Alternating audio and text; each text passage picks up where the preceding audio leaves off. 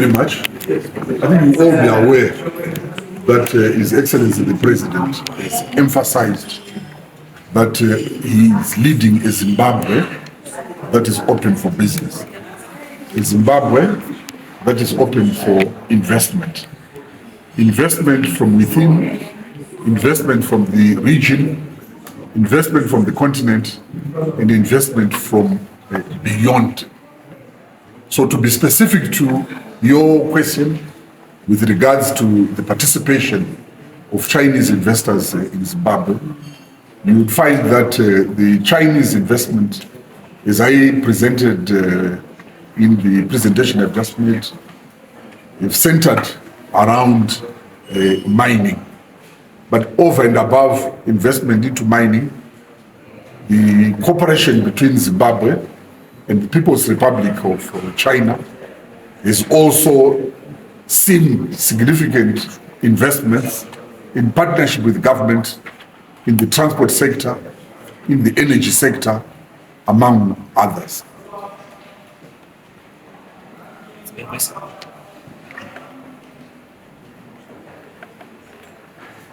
Yeah. Yes. My name is ZIDA from Mining Zimbabwe. In terms of mining, what's the projection of Chinese investment in terms of amounts? And also, when you are giving out licenses, are you considering issues to do with Well, thank you very much. I think the ZIDA team will be available to share with you in terms of the quantum of investments that are in the pipeline. But for me to then say to you, the level of investment that's going to come out of China this year is so much. I think that's not something that I can do, in the sense that the flow of investment is a continuous process, and it being a continuous process, we continue to receive investment inquiries, and ZIDA continues to process the licensing of investment emanating from those inquiries. But I've cited just two cases where ZIDA have confirmed that we've had investments that are in excess of $1 billion that we've realized so far. The issues around ESG, they are central to the interventions and the initiatives that we have as government as we implement the National Development Strategy #1. So it's a requirement. It is something that we critically focus on to try and ensure that as we partner with investors and as they invest, the obligations that arise out of the ESG obligations, they are followed through. Yes, sir. There's Makundara for Zimbabwe. We have numerous reports of Chinese investors, especially Chinese miners, who are abusing local workers. We have had cases of some workers, local workers being shorted, some are being killed, and some are being beaten up by our Chinese investors, and especially the miners. So what has your office done of late to alleviate these unpleasant challenges? Well, the Office of the President and Cabinet, as it welcomes investor participation within the country, the emphasis that we always make to all investors is that there is need to observe all the requirements, whether they be labor practices, whether they be environmental sustainability practices, and there are no exception in terms of that enforcement of that requirement. Where it has been brought to the attention of government that there are situations where either labor practices are being undermined, or environmental sustainability issues are being undermined, as government we have remained ready and will continue to ensure that all such investors they are made accountable, so that everybody is respectful of either the labor laws or the environmental sustainability requirements.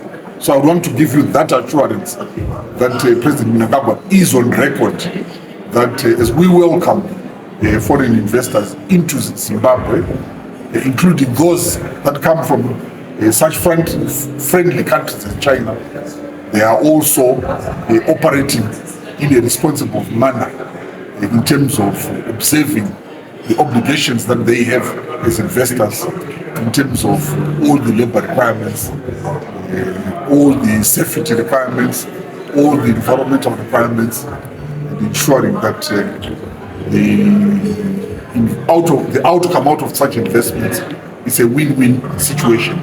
Win-win in terms of the realization by the investors, but also win-win in terms of the income generation, scope for export realization, but also ensuring that the workers that we have in Zimbabwe, they are operating under safe conditions, and what is due to them is also consistent with our labor laws.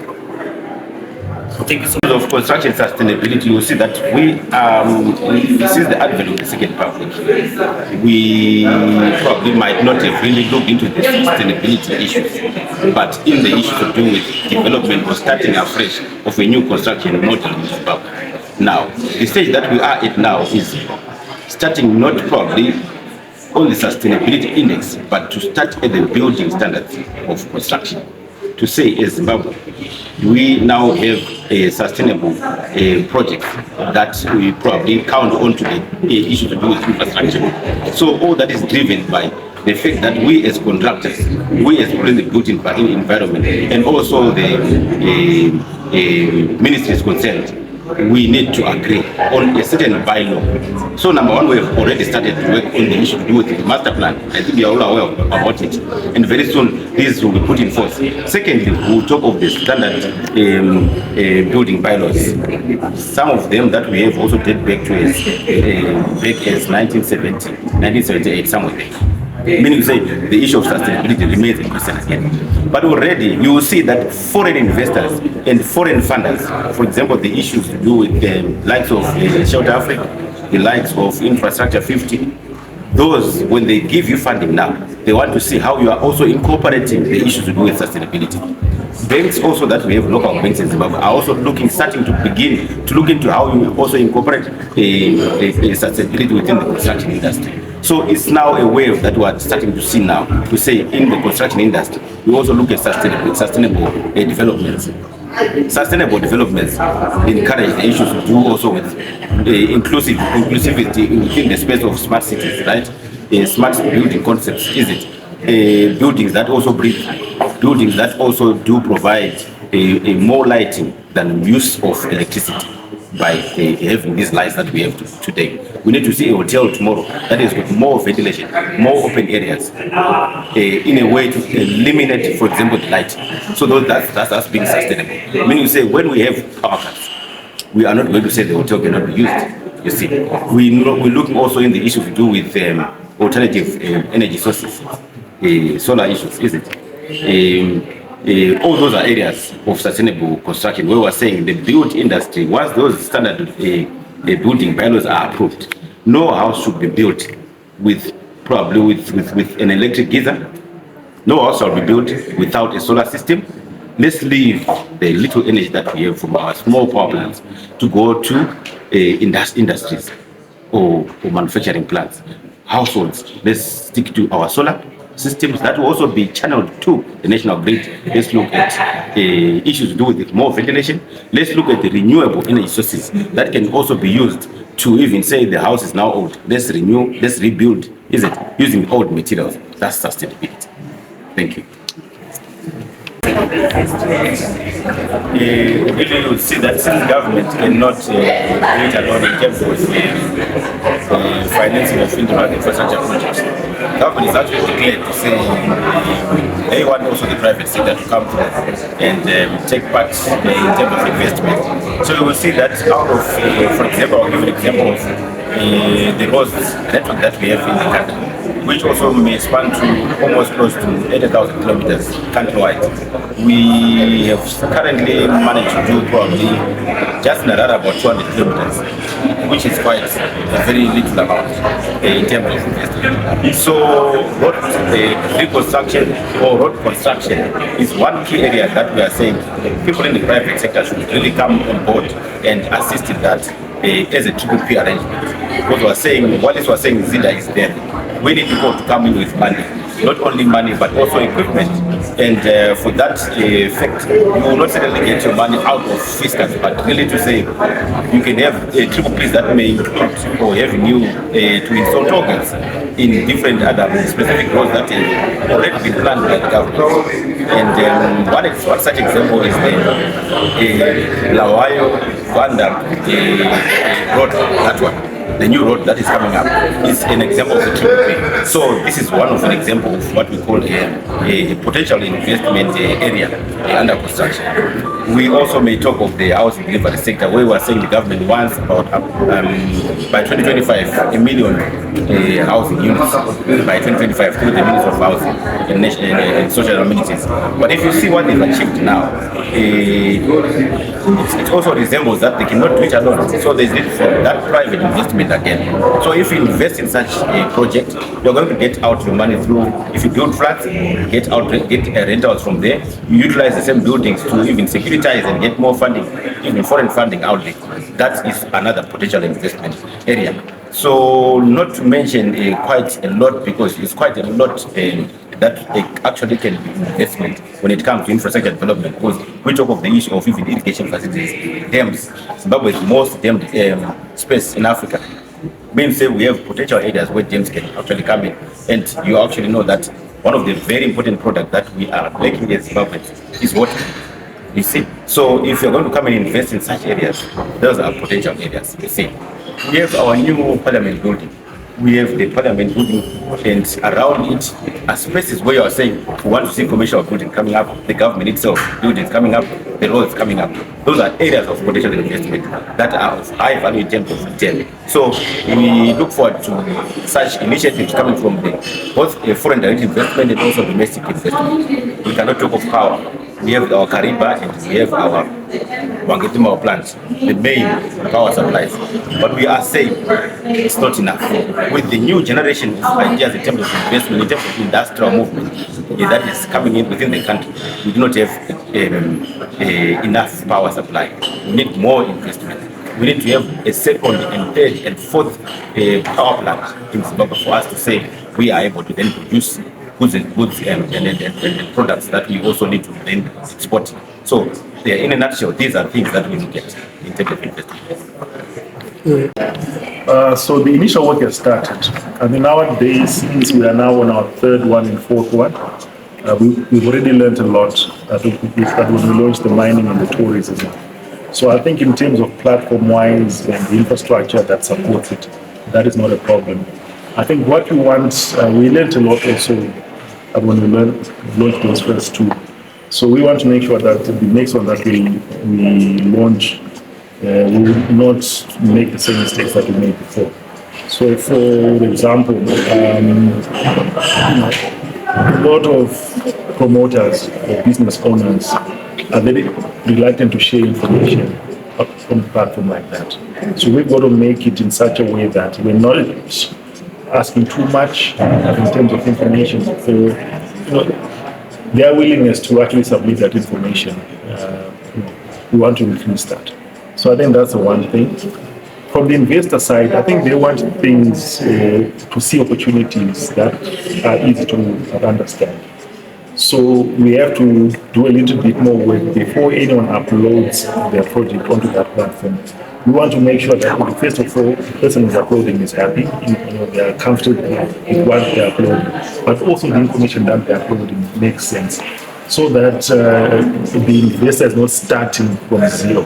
At least there's something that excites them, and it's an opportunity that they believe that they can work with. So in terms of the timelines, I'm hoping that certainly by the end of this year, we should have launched the SME. Okay, in terms of triple Ps, how many have been processed so far? So the process, I'm sure it may be explained at this workshop here.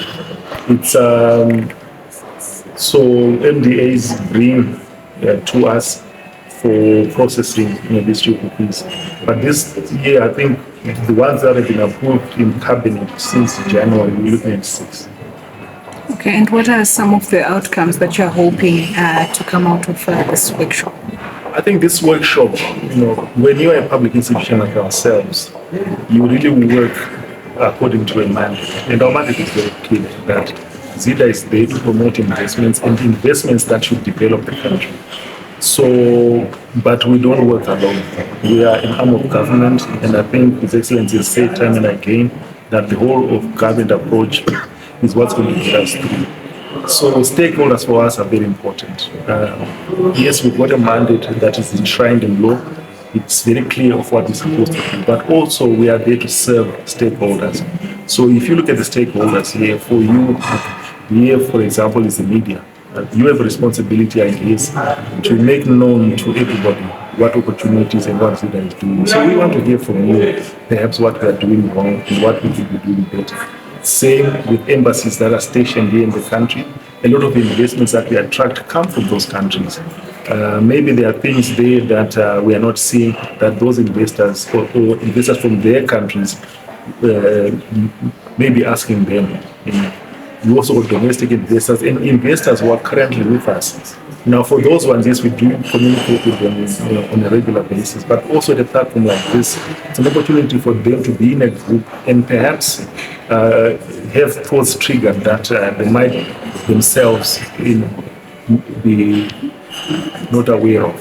So bringing stakeholders together like this, I think gives us a fuller picture, a complete picture of what we should be doing. And I think it guides us better, because we may be doing things that we believe we are serving a purpose, but if we're not benefiting anyone, then there's no. So really is to just that stakeholder input. Let's hear what everybody has to say about what we should be doing and what we are doing. And out of that, the strategy that we formulate will be more in line with the expectation of the stakeholders. Mr. Chairman, mine is a three-pronged approach. 3 questions for you. First and foremost, how would you say you've been faring as ZIDA since your launch in 2020, and especially in terms of ease of doing business? You did speak in your presentation that the turnaround, especially in terms of licensing, you've actually improved when it comes to applications for investors. We have countries like Rwanda who actually speak of hours. Global standards when it comes to investors, because that will also generate that investor confidence. What are you putting in place to ensure that is also effective? Our special economic zones? So in terms of how we're doing, our core mandate is to attract investments and to perhaps also make the journey of an investor into the country as smooth as possible. So if we look at the number of investors who are coming, I think we've done very well. Quarter on quarter, we are seeing more and more investors coming into the country. It's a reflection, I guess, of the way that we are showcasing the opportunities that investors can exploit in the country, and us being able to reach out to them and convince them to come and invest in Zimbabwe. In terms of benchmarking on things like ease of doing business, speed of execution, I would say that actually we are up there with the best on the continent. I think registering a company is just a bit easy. I mean, anyone can do that. But it's establishing a company or a business that's more important. So we could give you, and right now you can register a company in this country and we do it with some investors within 1 day. But what's more important is that having a company certificate to say that I'm incorporated in Zimbabwe is one thing. But what's more important is that any business that operates then needs other permits, other licenses from other agencies. And I think this is where ZIDA is very, very critical. In that for a foreigner who's coming into this country who is not familiar with the way that we do things, You've got local authorities who issue permits if it's building, if it's mining, you need licenses. Any industry that you can think of has some rules and regulations. Our purpose is really to streamline that, to make it as efficient as possible, that an investor doesn't spend time. So for us, we target 3 months from the day that we register your company and we give you a ZIDA license to you being ready to operate your business is 90 days. Which I'll challenge anyone else out there that that is quite commendable. We're not there yet, but that is our target. In some instances, we do it much less. Obviously, there are some cases where we don't do so. And in terms of the special economic zones? In the special economic zones, I said in my presentation earlier on that it's something that we are really passionate about. When special economic zones were first established in this country, the idea was that we want to create a geographical area, a designated area where manufacturing excellence takes place. And hopefully out of that area, we export a lot of products and create employment in foreign currencies. So far, unfortunately, we've not done very well. But my team is working very hard. The framework is working, the incentives are there. And so what's left now is for us to really work with, we've got 2 right now that I believe by the end of this year, we would actually see something, to say that we now have functional special economic zones. And once that happens, the companies that then go and establish, I think the attraction will be obvious. So I think give us up at the end of the year. I'd like to think that we should be able to point to you that look at that SEC, and that's how we want all our special economic zones to work. We're also going towards a private sector-led economies, and that is top on the agenda, especially when we're talking investment. Your approach to that? Yeah, so when you speak of investments, it's all private sector, right? And perhaps where we interact with the public sector in terms of investment is with PPPs. But again, with PPPs, we're throwing in the private sector. His Excellency has said it time and again that we cannot develop without bringing in the private sector. It's very important to need that. So our focus, our thrust is always to draw in private capital to develop this country. So yes, that's our main priority. So what's the current state of FDI inflows? Yeah, so the FDI inflows, these are the foreign investors. Our figures from the last quarter, I don't recall the figures offhand. But typically, anyone that we say that we've licensed a foreign investor, that's FDI. Now, FDI comes in several forms. There is the actual equity money that a foreign investor comes into the country. There's also capital equipment. So because a lot of our investors are going into the extractive industries, we don't have manufacturers here for mining equipment. So invariably you'll find that a lot of the investment that we get in the FDI, the nature of the FDI is equipment, but we do receive several hundred millions a year of actual money being deposited. And as ZIDA, we do insist that when an investor says that my injection of FDI is equipment, some of it is equity in the form of money, they do show us evidence that they deposited this money into our bank accounts. Okay, any latest figures maybe for the 7 months period? Yeah, so I can refer you to our second quarter